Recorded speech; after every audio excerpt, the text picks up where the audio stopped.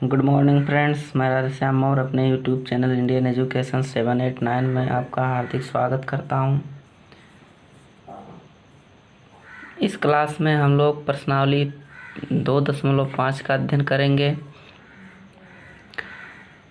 जिसमें पहला क्वेश्चन है, निम्नरेखिक समीकरणों के युग्म में से किसका एक अद्वितीय हल है, किसका कोई हल नहीं है या किसके अपरिमित रूप से अनेक हल हैं। अद्वितीय हल की स्थिति में उसे वज्र गुणन विधि से ज्ञात कीजिए। तो इसके लिए कुछ फार्मूला है, तो पहले रूल्स को समझ लीजिए। पहला रूल है, जब a1/a2 is not equal to b1/b2 है तो हमें अद्वितीय हल प्राप्त होता है। अगर a1 और a2 का अनुपात b1 और b2 के अनुपात के बराबर नहीं है तो उसका अद्वितीय हल होगा। और दूसरा है, a1/a2 is equal to b1/b2 is equal to c1/c2 है तो युग्म के अपरिमित रूप से अनेक हल होते हैं। अगर तीनों अनुपात बराबर है, a1, a2, b1, b2 और c1, c2 का, तो अनेक हल होंगे इसके। और जो तीसरा है, जब a1/a2 is equal to b1/b2 is not equal to c1/c2 तो युग्म का कोई हल नहीं होता है। अगर a1, a2 और b1, b2 का अनुपात बराबर है लेकिन c1, c2 का अनुपात बराबर नहीं है तो इस स्थिति में समीकरण का कोई हल नहीं होता है। तो चलिए चलते हैं पहले क्वेश्चन पर। पहला प्रश्न है, तो प्रश्न है x-3y-3 इज इक्वल टू 0 समीकरण फर्स्ट है। 3x - 9y - 2 is equal to 0 है समीकरण सेकेंड है। तो सबसे पहले इन दोनों समीकरणों की तुलना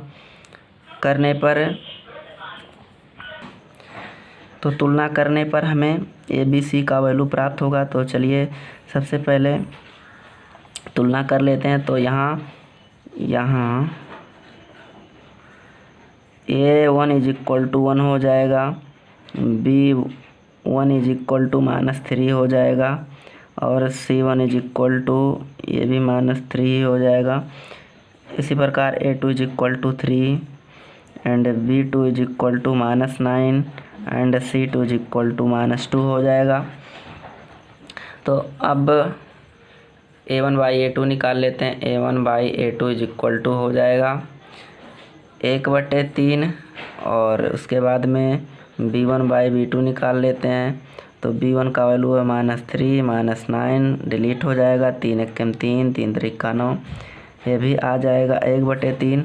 और c1/c2 निकाल लेते हो तो c1/c2 -3/-2 हो जाएगा। तो ये डिलीट हो जाएगा तो आ जाएगा 3/2।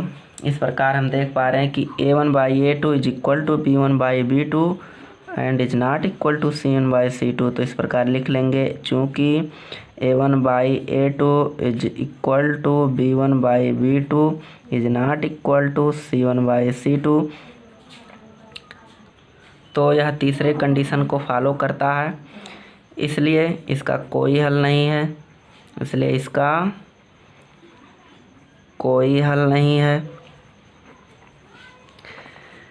इसका कोई हल नहीं है। तो चलिए चलते हैं दूसरे प्रश्न पर। इसमें से दूसरा प्रश्न है, 2x + y is equal to 5, 2x + y is equal to 5 और उसके बाद में है 3x + 2y is equal to 8। Equation first है एंड ये इक्वेशन सेकेंड है। तो तुलना कर लेते हैं। रैखिक समीकरण से तुलना करने पर हमें यहाँ क्या होगा, क्या क्या मिलेगा। ये 1 is equal to 2, b1 is equal to 1 and c1 is equal to, देखिए 5 इधर है, इसको इधर लेके आएंगे तो -5 हो जाएगा। और इसी प्रकार a2 is equal to 3, b2 is equal to 2 and c2 is equal to, यहाँ 8 इधर लेके आएंगे -8 हो जाएगा। तो अब a1/a2 निकाल लेते हैं। तो a1/a2 2/3 है और b1/b2 निकाल लेते हैं। तो ये आ जाएगा 1/2 1/2। इस प्रकार हमें यहाँ प्राप्त होता है, चूँकि a1/a2 बराबर is not equal to b1/b2, हमें c निकालने की ज़रूरत नहीं है। ये फर्स्ट रूल को फॉलो करता है, ये पहले रूल को फॉलो करता है, इसलिए इसके यानी इस समीकरण युग्म का एक अद्वितीय हल होगा, तो अद्वितीय हल होने की स्थिति में हमें वज्र गुणन विधि से ज्ञात करना है। तो सबसे पहले वज्र गुणन विधि का फार्मूला पढ़ लेते हैं क्या होता है। तो वज्र गुणन विधि का आप लोगों को सबसे पहले फार्मूला बता देता हूँ। वज्र गुणन विधि तो ऐसे बना लेंगे, मान लीजिए यह है B1, यह है B2, यह है C2, यह है C1 और इसी प्रकार यहाँ भी ऐसे बना लेंगे। ये हो जाएगा A1, ये हो जाएगा A2, ऐसे और बना लेंगे। ये हो जाएगा B1, ये हो जाएगा, ये x होता है, ये y होता है और ये 1 होता है। तो इससे हमें फार्मूला प्राप्त होगा। यहाँ लिखेंगे ये होता है x बटे B1C2 ऐसे B1C2 माइनस हो जाएगा B2C1 हो जाएगा। ये फार्मूला आप लोग नोट कर लेंगे, अभी लगा दे रहा हूँ फार्मूला। B2C1 हो जाएगा। उसके बाद में बराबर का चिन्ह लगाएंगे, y वाले पद को लिखेंगे तो ये हो जाएगा C1A2, यहाँ लिख लेंगे C1A2, फिर ऋण का चिन्ह लगाएंगे। उसके बाद में C2A1 A1 हो जाएगा। फिर उसके बाद बराबर का चिन्ह लगाएंगे, यहाँ लिखेंगे 1, ये हो जाएगा A, इसे तीर लगा देंगे A1 B2 यहाँ नहीं लिखा गया, A1 B2 हो जाएगा माइनस A2 B1 ये फार्मूला है वज्र गुणन विधि का। इसी फार्मूले पे पूरे क्वेश्चन सॉल्व किए जाएंगे, तो इसको आप लोग नोट कर लीजिए कॉपी में। तो चलिए चलते हैं प्रश्न की तरफ। तो इस समीकरण से जो हमें मान प्राप्त हुआ था वो था ये = 2 था, A1 = 2 था, B1 = 1 था एंड C1 = -5 था। उसके बाद में फिर A2 = 3, B2 = 2 था और C2 = -8 था। तो हम इस वैल्यू को फार्मूले में यूज करते हैं। तो चलिए यूज कर लेते हैं।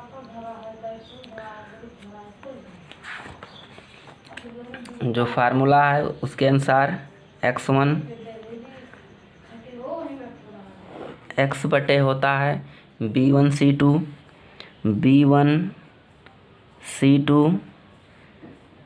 यहाँ लिखा हुआ है -8 होता है। उसके बाद माइनस B2C1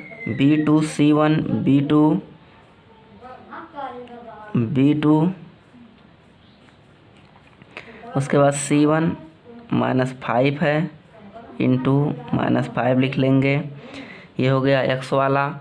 उसके बाद बराबर y होता है y बटे C1A2 C1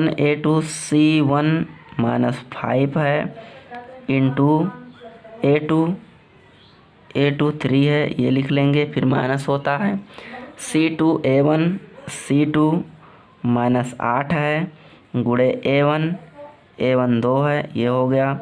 उसके बाद बराबर का फिर चिन्ह लगाइए, 1 बटे में होता है, यहाँ होता है A1 B2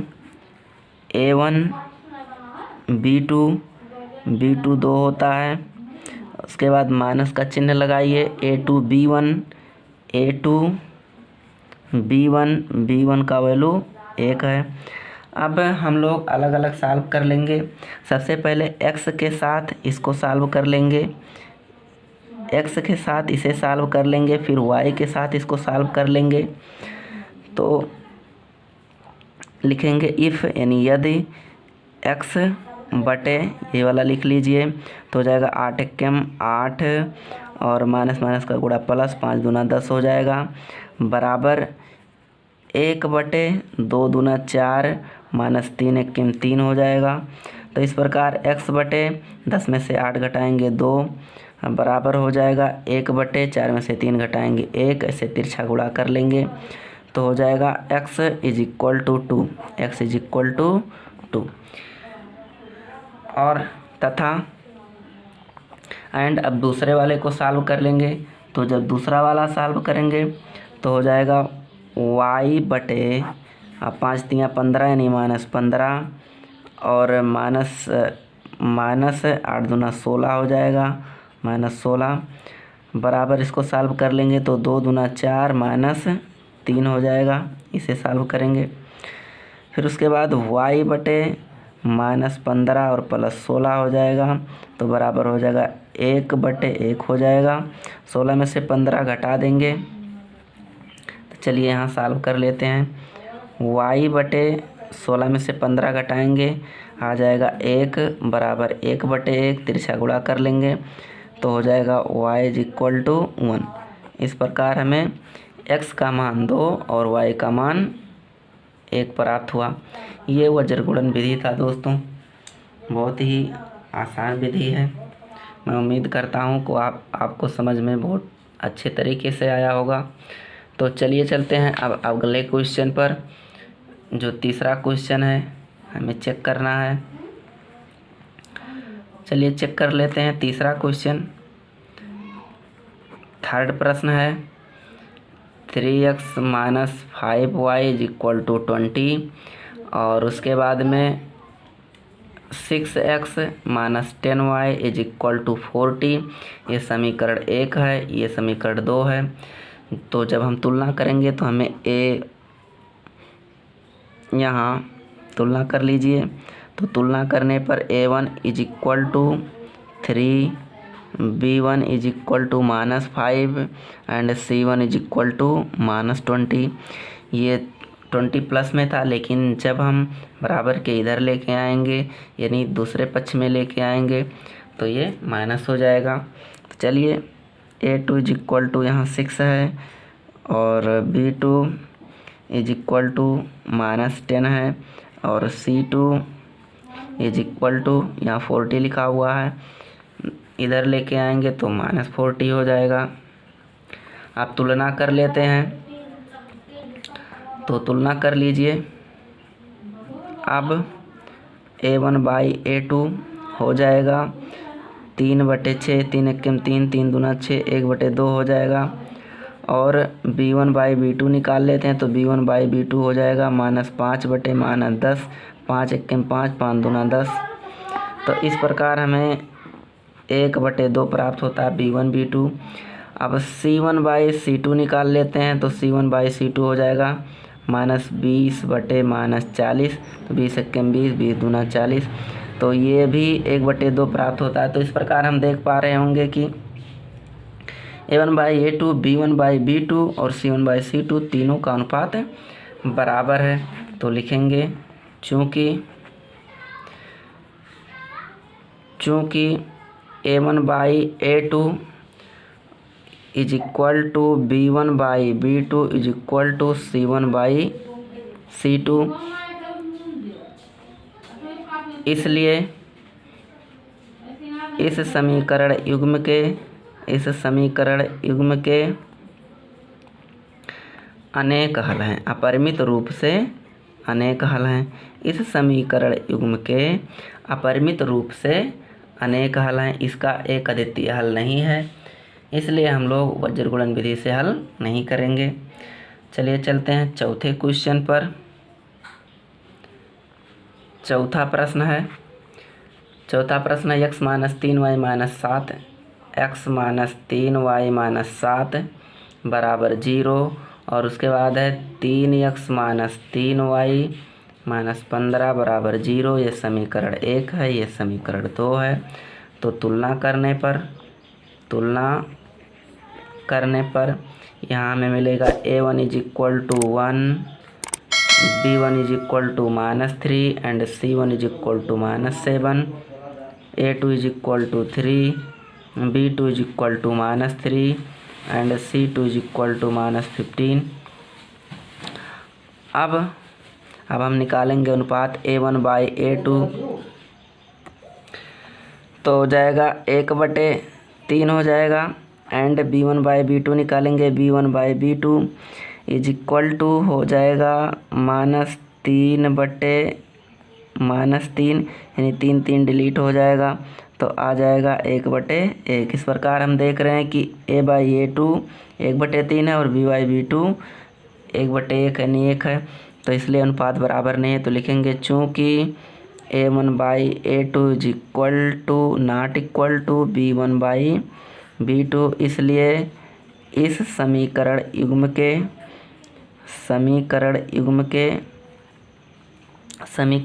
का एक अद्वितीय हल होगा, एक अद्वितीय हल है। तो एक अद्वितीय हल है, तो चलिए इसको हम हल कर लेते हैं। इस समीकरण को हम हल कर लेते हैं वज्र गुणन विधि से। तो चलिए ठीक है, लिखते हैं वज्र गुणन विधि।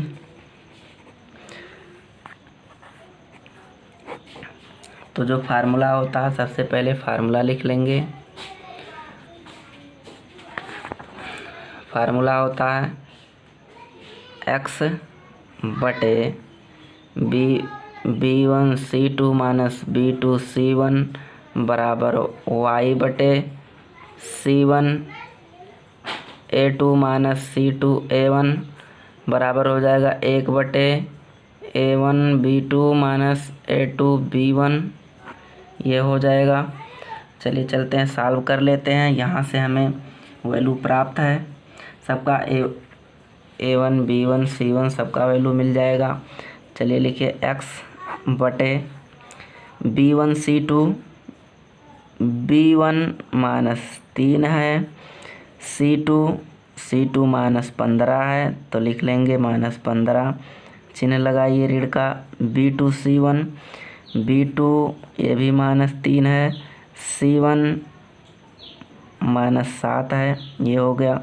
चलिए y वाला लिख लेते हैं, तो y/, हो जाएगा c1 a2, c1 -7 है, a2 3 है, माइनस का चिन्ह लगा लीजिए। c2 a1, c2 -15 है, c2 -15 है, a1 1 है। चलिए बटे 1, उसके बाद में a1 b2, a1 का वैल्यू 1 है, b2 का वैल्यू -3 है, ये हो जाएगा माइनस a2 b1, a2 3 है और b1 -3 है, ये लिख लेंगे -3 लिख लिए। अब उसके बाद एक एक को सॉल्व कर लेंगे। पहले x के साथ, x वाले पद के साथ इसको सॉल्व कर लेंगे, फिर x का वैल्यू निकलने के बाद y के साथ लेकर के इसको सॉल्व कर लेंगे। तो चलिए, जब x बटे इसको सॉल्व कर लीजिए, 15×3 = 45 हो जाएगा, माइनस माइनस का गुणा प्लस, यहाँ -3 × 21 और माइनस माइनस का गुणा प्लस यानी +21 हो जाएगा। बराबर इसको साथ में ले लेंगे तो हो जाएगा 3 × 1 = 3, -3, माइनस का चिन्ह लगा लीजिए, 3 त्रिका -9 हो जाएगा।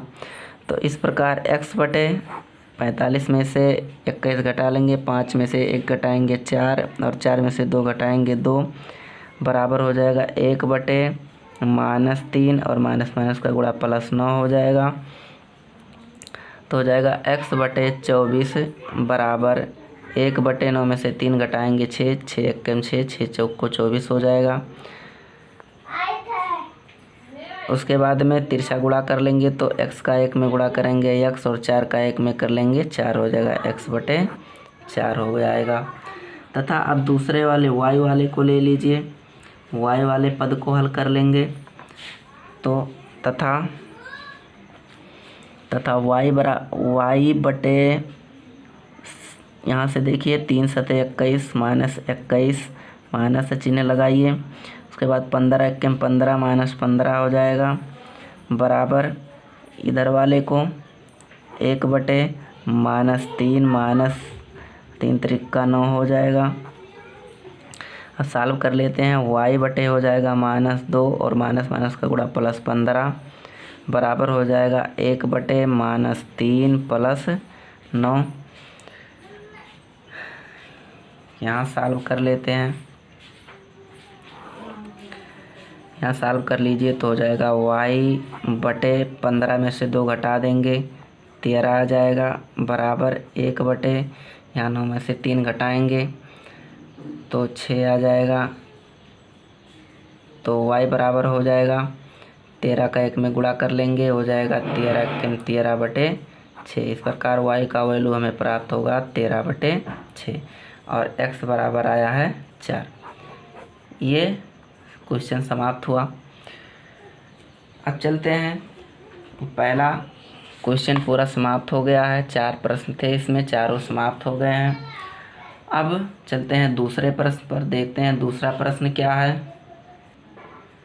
तो दूसरे का पहला प्रश्न है, ए और बी के किन मानों के लिए निम्नलिखित समीकरणों के युग्म के अपरिमित रूप से अनेक हल होंगे। इसमें से जो पहला समीकरण दिया है दूसरे का पहला क्वेश्चन है, दूसरे का पहला प्रश्न है और समीकरण दिया है 2x + 3y = 7।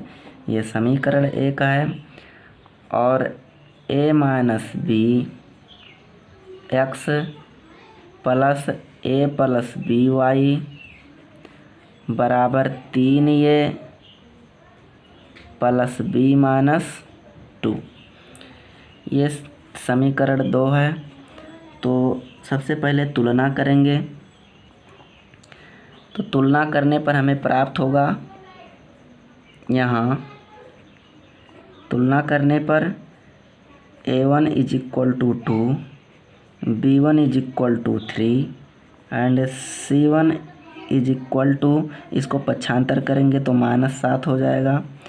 इसी प्रकार a2 = a - b है और b2 = a + b है और c2 = ये 3a + b - 2, इसको पक्षांतर करेंगे तो सब ऋणात्मक हो जाएगा, 3a + b - 2 हो जाएगा। तो इसमें कहा गया है कि अपरिमित रूप से अनेक हल होंगे किस मान के लिए। तो यहाँ लिखेंगे अपरिमित रूप से अनेक हल के लिए, अपरिमित रूप से अनेक हल के लिए अगर अपरिमित रूप से किसी समीकरण युग्म के अनेक हल हैं तो उसे इस रूल को फॉलो करना चाहिए, a1/a2 = b1/b2 = c1/c2, इस रूल को फॉलो करना चाहिए। तो चलिए चलते हैं, लिख लेते हैं a1/a2। तो a1 है 2 बटे, a2 है a - b बराबर b1/b2 3 बटे a + b और उसके बाद है c1 -7 बटे -3a + b - 2। इस प्रकार हम एक एक समीकरण को लेकर हल कर लेंगे।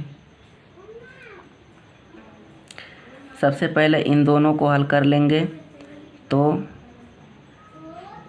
यदि 2 बटे a - b बराबर 3 बटे a + b, तब क्या होगा, तिरछा गुणा कर लीजिए इसे। तो 3 का a में गुणा करेंगे, हो जाएगा 3a - 3b बराबर 2a + 2b हो जाएगा।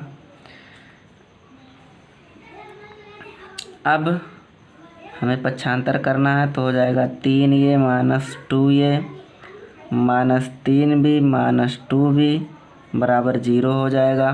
तो यहाँ हो जाएगा a और 3 और 2 मिल करके हो जाएगा 5b।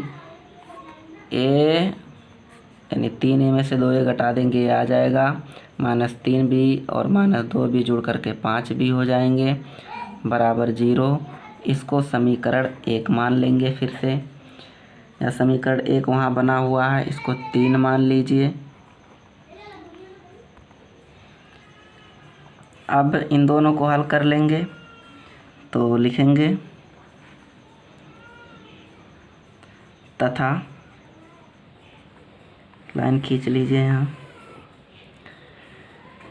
तथा 3/a plus b is equal to minus 7/3a plus b minus 2। तो इस माइनस माइनस डिलीट हो जाएगा। तिरछा गुणा कर लेंगे तो हो जाएगा 3 Trika 9a plus 3b minus 3 दूना 6 बराबर 7 से गुणा करेंगे 7a प्लस 7b हो जाएगा। सबको पक्षांतर कर लीजिए तो हो जाएगा 9a minus 7a plus 3b minus 7b और माइनस 6 बराबर 0 हो जाएगा। तो हो गया 9 में से 7 घटा लेंगे 2a, 3 में से 7 घटाएंगे माइनस 4b और 6 को उधर लेके जाइए तो बराबर 6। ये समीकरण इसको 4 मान लेंगे। अब समीकरण 3 और 4 को हल कर लेंगे तो हल कर लीजिए। समीकरण 3 में 2 से गुणा करके 4 को घटाने पर तो समीकरण 3 में 2 से गुणा कर लीजिए। 2 से गुणा हम इसलिए किए हैं ताकि कि ये 2 के बराबर हो जाए। 2 ये यहाँ है, यहाँ a है तो 2a से गुणा कर लेंगे तो ये वाला पद बराबर हो जाएगा 2a माइनस 5 दूना 10b बराबर 0। ये समीकरण 3 है। और उसके बाद में ये तो वही है 2a माइनस 4b बराबर 6। ये समीकरण 4 है। दोनों को घटा लेंगे तो घटाएंगे डिलीट हो जाएगा, ये प्लस हो जाएगा, ये माइनस हो जाएगा। तो 10 में से 4 घटा देंगे 6b माइनस 6b बराबर माइनस 6 हो जाएगा, ये डिलीट हो जाएगा। 6 यक्कम 6 यानी b बराबर 1 आ जाएगा। अब b का मान समीकरण 4 में रखने पर तो 4 में रख देंगे तो है a माइनस 5b यानी 5 गुणे 1 बराबर 0 है। तो a बराबर माइनस 5 बराबर a माइनस 5 है, a माइनस 5 बराबर 0 है। तो जब 5 को उधर लेके जाएंगे तो हो जाएगा 0 प्लस 5 यानी a बराबर 5 आ जाएगा। इस प्रकार a का वैल्यू 5 और b का वैल्यू 1 प्राप्त होता है। यानी a और b क्रमशः 5 और 1 हैं। ये रहा आंसर। अब चलिए चलते हैं दूसरे प्रश्न पर। यानी दूसरे प्रश्न का दूसरा प्रश्न है के किस मान के लिए निम्न रैखिक समीकरणों के युग्म का कोई हल नहीं है। तो दूसरा प्रश्न लिख लीजिए। दूसरा प्रश्न है 3x plus y is equal to 1, ये समीकरण फर्स्ट है। दूसरा है 2k minus 1 x plus k minus 1 y बराबर दिया है 2k प्लस 1, ये समीकरण 2 है। तो ये समीकरण दिया है 2, हम तुलना करेंगे तो तुलना करने पर हमें यहाँ से प्राप्त होगा। तुलना करने पर हो जाएगा a1 is equal to 3, b1 is equal to 1 and C1 is equal to, इसको पक्षांतर करेंगे तो -1 हो जाएगा। इसी प्रकार A2 इज इक्वल टू हो जाएगा 2k-1 और B2 इज इक्वल टू हो जाएगा k-1, यहाँ y का गुणांक k-1 है, and C2 is equal to हो जाएगा -2k+1। माइनस इसलिए लगाया क्योंकि इसको पक्षांतर करेंगे तो ये पॉजिटिव था, निगेटिव हो जाएगा। इसमें कोई हल नहीं, तो कोई हल की स्थिति में नहीं, कोई हल नहीं है। इस स्थिति में होता है A1/A2 is equal to B1/B2 is not equal to C1/C2, ऐसा होता है। तो लिख लीजिए A1/A2, A1 3 है, A2 2k-1 है, इज इक्वल टू B1/B2 यानी B1 का मान 1 है और B2 k-1 है, is not equal to C1/C2, C1 -1/C2 -2k+1 है। तो चलिए सबसे पहले 2 को लेकर सॉल्व कर लेते हैं। इसे सॉल्व कर लेंगे सबसे पहले। तो चूँकि 2k-1 is equal to 1/k-1, तिरछा गुणा कर लेंगे तो हो जाएगा, यहाँ सॉल्व कर लेते हैं। यहाँ तिरछा गुणा करेंगे तो हो जाएगा 3k-3 बराबर 1 से इसमें गुणा करेंगे तो वही आएगा। तो इस प्रकार पक्षांतर कर लेंगे 2k को तो -2k हो जाएगा। -1 उधर था, +3 को उधर लेके जाएंगे, 3 को उधर लेके जाएंगे -3 को, तो +3 हो जाएगा। 3k में से 2k घटा देंगे तो 1k आएगा, 3 में से 1 घटा देंगे तो 2 आ जाएगा। इस प्रकार हमें k का वैल्यू 2 प्राप्त होता है। अगर k का मान हम उसमें 2 रख दें तो उस समीकरण का कोई हल नहीं होगा।